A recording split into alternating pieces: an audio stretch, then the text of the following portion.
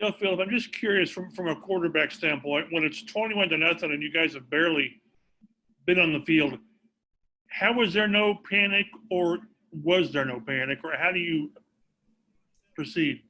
Yeah, there really was no panic. Can y'all hear me? I just clicked on mute. There really was no panic.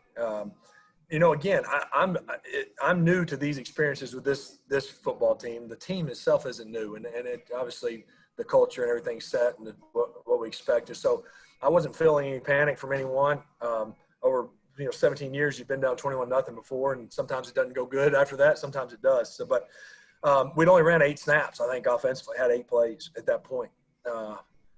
And personally, I was really – what I drew on a little bit was it was early in the game, and I drew on the 2006 at Cincinnati, my first year starting, obviously different team, but individually inside of me what I was thinking, and we were down 28-7 at the half at Cincinnati. May have been 21-0 at one point and came back and won kind of similarly. Points got up above over 40, I think. But so I was thinking on that. I was like, shoot, let's repeat that one 14, 15 years later. That sounds good. And not even saying it to the guys, I was saying it to myself. But the guys, we just said, let's play. We got 3 quarters, and we spotted them 21. So what? What are we going to do? Let's go. So that was kind of the mindset. And then we got kind of hot in that second quarter, and coming in at halftime the way we did with an unbelievable catch by Zach.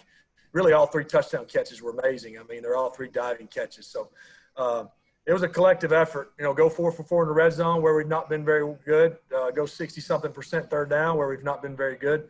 Average 5 yards a carry.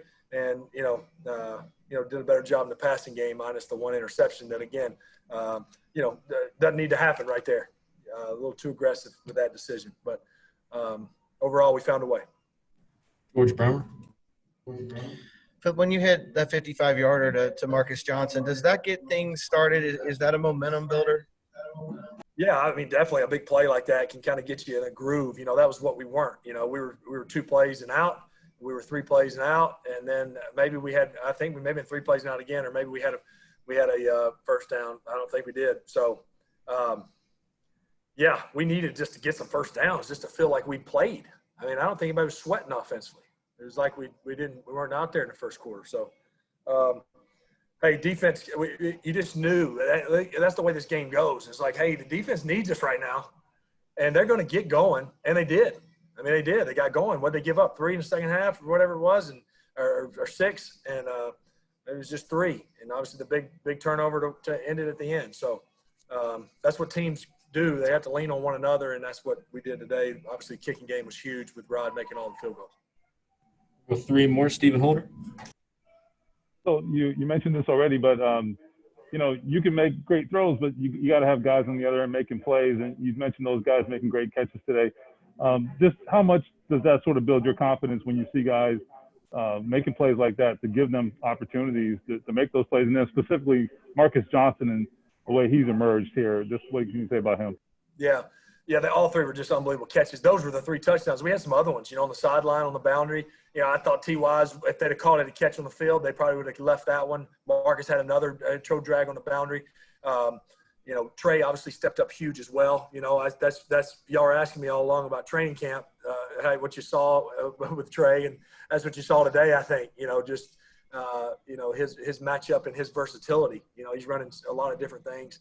It was great to get Jack back in the end zone.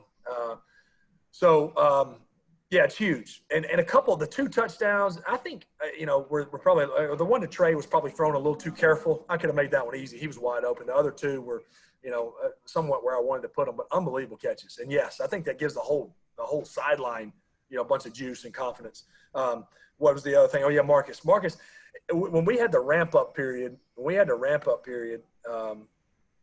before y'all had seen us, before we started 2-a-days, I knew his name. I knew him as Marcus Johnson. I knew him, but as you guys know, I like to use numbers.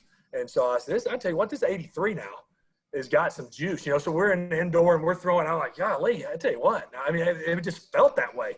Then he unfortunately had an injury. Like, you never know what's going to happen in training camp. And then he hung in there and obviously stayed on top of things. Then we bring him back. And then now, because of a couple of injuries, he's been thrust into a role. I don't know how many snaps he had today. I bet he played over 50 plays, and made some big time catches. So, now that, obviously he's stepping up. You see DeMichael stepping up, and then you hope at some point you get Pitt back, right? I'm not sure about Paris. And then you have a core group of guys that are very versatile that we all have been talking about going back to August that can be in for this push after the bye. With two more here, Bob Kravitz. Philip, you've been doing this a long time. Does outside criticism bother you? Has it ever bothered you? And if it does, would you ever admit it? Bother might be a little too strong. There's times when, a little bit. I think it doesn't make you lose any confidence, but this is new for me, being in a new place, and so everyone wants people to be excited about, that you hear and things like that.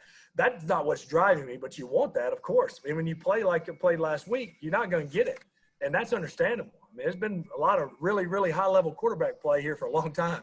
So the standard's set pretty dang high. I like to feel like individually and personally, I've set a standard that the expectation that should be high, although maybe not as good the last, last year. But and then I don't know all you guys yet. I haven't got to shake all you guys' hand and talk to you guys yet either. So I made the decision last week. I'm going to read. I want to read what they wrote. And and because I don't know, you grow over 16 years, with the guys, and you're like, shoot, that comes with it. You stink it up, they better write. Rivers better get with it. You expect it. I don't know you guys. So it was interesting for me this week. I went back and forth. I said, dadgummit, I'm going to find them. And not to be motivation, not to anything. I just kind of want to see, what I don't know you guys personality stuff wise. So I felt like all you guys are pretty dang honest. And I'm not going to look to read it this week because I feel like I'm the same guy I was last Sunday night. Just played a heck of a lot better than I did last Sunday, but I'm the same guy. So it's 1 week at a time. It's that Nuke Cheppy that you guys know that you guys referenced this week. And, we'll regroup this week and see if we can go get one in Detroit.